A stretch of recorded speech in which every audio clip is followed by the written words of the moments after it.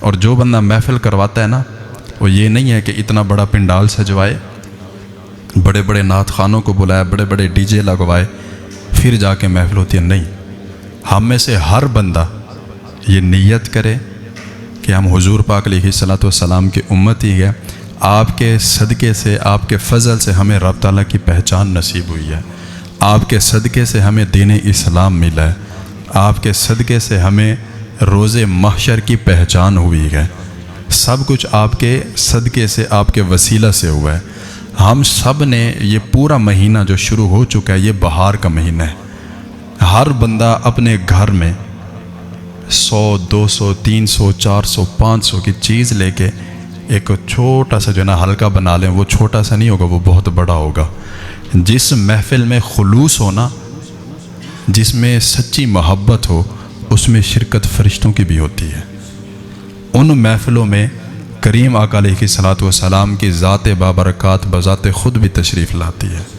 اگر محفل میں یہ رنگ ہو، گھروں میں محفلوں کا انتظام کریں، اپنی مساجد میں، ہر بندہ اپنے محلے میں جو مسجد ہے، آپ ایک لسٹ بنا لیں کہ آج میں محفل کرواؤں گا، آج میں، کوئی لمبی چوڑی نہیں، مختصر، اور کوشش کریں اس میں ایسا بندہ بلائیں جو آپ کو کچھ سبق دے کے جائے، جو آپ کو کچھ درس دے کے جائے، تاکہ آپ کو بھی فائدہ ہو۔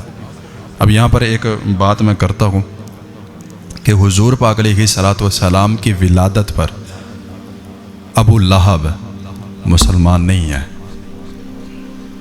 جب اس کو پتہ چلا نا کہ میرے بھائی کے گھر بیٹا ہوا ہے، بھتیجا، تو یہ روایت کے بخاری شریف میں حدیث ہے، قرآن مجید کے بعد جس کتاب کو پوری دنیا میں سب سے زیادہ شہرت اور عزت حاصل ہے، وہ بخاری شریف ہے۔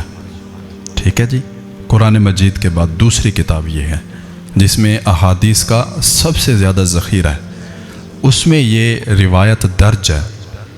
اگر کسی کو چاہیے تو میں بتا بھی سکتا ہوں، لیکن ضرورت نہیں ہے۔ عاشقوں کی بات عاشق ہی جانتے ہیں۔ میری داستان حسرت وہ سنا سنا کے روئے، میرے آزمانے والے مجھے آزما کے روئے، کوئی ایسا اہل دل ہو کہ فسانہ محبت، میں اسے سنا کے روؤں وہ مجھے سنا کے روئے۔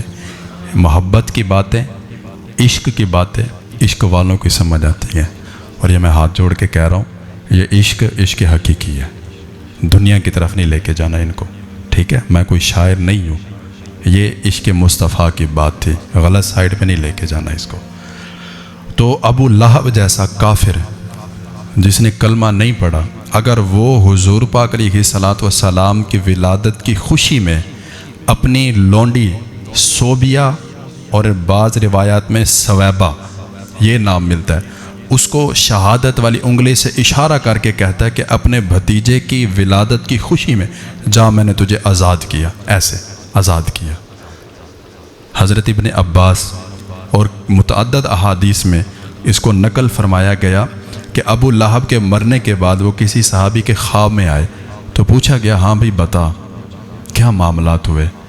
کہنے لگے بڑے معاملات خراب ہیں، لیکن ایک دن آتا ہے جس دن مجھے مکمل جسم میں سے ایک انگلی ہے جس سے مجھے سیراب کیا جاتا ہے، جس سے مجھے راحت ملتی ہے، جس سے مجھے سکون ملتا ہے۔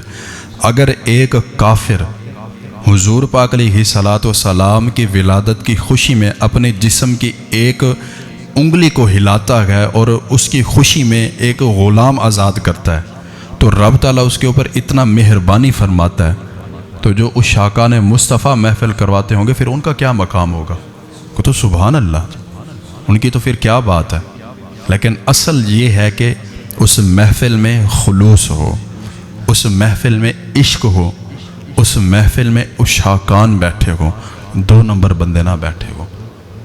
آپ سب نے یہ کوشش کرنی ہے، یہ مہینہ برکتوں والا، عظمتوں والا، رفتوں والا مہینہ ہے، اس میں کوشش کریں، اور کچھ نہ صحیح حضور پاک علیہ الصلوۃ والسلام کی یہ پیاری سنت تو سجا لیں۔ وہ کسی نے کیا خوب کہا تھا کہ سنگیا اے ککھ رکھ لے، کل نو تیرا بھی ککھ رہ جائے گا، ٹھیک ہے نا جی۔ یہ جو داڑھی ہے نا، داڑھی، اس کے جو سفید بال ہیں، جن کے سفید بال آ جاتے ہیں، یہ روایت ہے کہ قبر میں فرشتے ان کو عذاب دینے سے نا حیا فرماتے ہیں، کہتے ہیں اس کی داڑھی میں سفید بال ہے. اب فرشتے حیا کر رہے ہیں اس داڑھی کا، لیکن ہمارے بزرگ جو ہے نا کیا کرتے ہیں؟ اوکے، اتنا اس کی قدر ہے، اتنا اس کی عزت ہے جو آج ہم نہیں کرتے. تو یہ بھی اپنے پاس سنبھال کے رکھیں، نماز، قرآن، اور کوشش کریں کہ ہر بندہ اپنے گھر میں محفل کا انتظام کرے.